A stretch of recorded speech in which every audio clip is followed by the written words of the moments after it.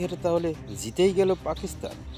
তবে জেতার কোনো মনোভাব ছিল না পাকিস্তানের খেলা দেখে, তাই মনে হচ্ছিল।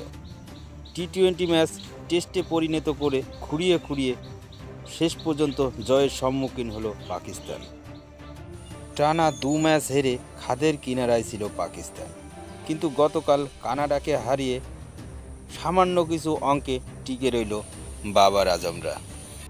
কানাডার বিরুদ্ধে নামার আগেই পাকিস্তানের রান রেট ছিল -0.150। কানাডাকে বিশাল ব্যবধানে হারানোর দারুণ একটা সুযোগ ছিল পাকিস্তানের হাতে। গতকাল ম্যাচ ঠিকই জিতেছে পাকিস্তান, তবে জিতেও তেমন একটা লাভ হয়নি। বুঝতে পারছি না পাকিস্তানেরা কি বিশ্বকাপে টিকে থাকার জন্য খেলছে নাকি শুধু নিয়ম রক্ষা করছে। এই ম্যাচে টসে জিতে প্রথমে বোলিংয়ের সিদ্ধান্ত নেয় পাকিস্তানের অধিনায়ক বাবার আজম।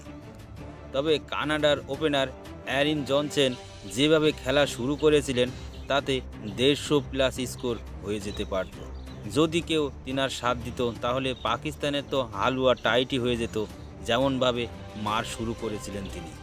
এক সময় খেলাটা খুব মজাদার পরিস্থিতিতে পৌঁছে গিয়েছিল। পাকিস্তানের বোলাররা নিয়মিতভাবেই একদিকে উইকেট তুলছেন আর একদিকে জনসন বেধড়ক পেটাচ্ছে পাকিস্তানি বোলারদের। কিন্তু কানাডার 73 রানের স্কোরের মাথায় জনসনকে আউট করেন নাসিম শাহ। জনসন আউট হওয়ার সময় 44 বলে 52 রানের দুর্দান্ত ইনিংস খেলেন। তারপরেও লোয়ার অর্ডারে কিছুটা রান তুলতে সক্ষম হন কানাডা, যার দরুনে নির্ধারিত 20 ওভারে 7 উইকেট হারিয়ে 106 রান করতে সক্ষম হন কানাডা। পাকিস্তানের হয়ে 2টি করে উইকেট নেন মোহাম্মদ আমির এবং আরও 2টি উইকেট তুলে নেয় হ্যারিস রাও। পাকিস্তানের টার্গেট ছিল মাত্র 107 রান। নেট রান রেট আমেরিকার অনেকটাই এগিয়ে পাকিস্তানের থেকে। এই 107 রান পূরণ করতে হতো 14 ওভারের ভিতরে, কিন্তু পাকিস্তানের হাতে সুযোগ থেকেও কেন করল না সেটা আমাদের ভাবার বাইরে। যদিও এই 107 রান তাড়া করতে নেমে হিমশিম খাচ্ছিল পাকিস্তান, এদিন রিজওয়ানের সাথে ওপেন করতে নামেন তরুণ ব্যাটসম্যান সায়াম আয়ুব। সায়াম আয়ুব 12 বলে 6 রান করে আউট হয়ে যান। যদিও ক্রিজে তখন বাবার রিজওয়ানের জুটি ছিল, 14 ওভারের মধ্যে চেস করার একটা সম্ভাবনা জেগেছিল পাকিস্তানের। নিউ ইয়র্কের পিচে একটা বিষয় বোঝা গিয়েছে, সেকেন্ড ইনিংসে ব্যাটসম্যানদের জন্য তুলনামূলকভাবে পরিস্থিতিটা ভালোই থাকে। যদিও পাকিস্তান রানের গতি বাড়াতে ব্যর্থ হন।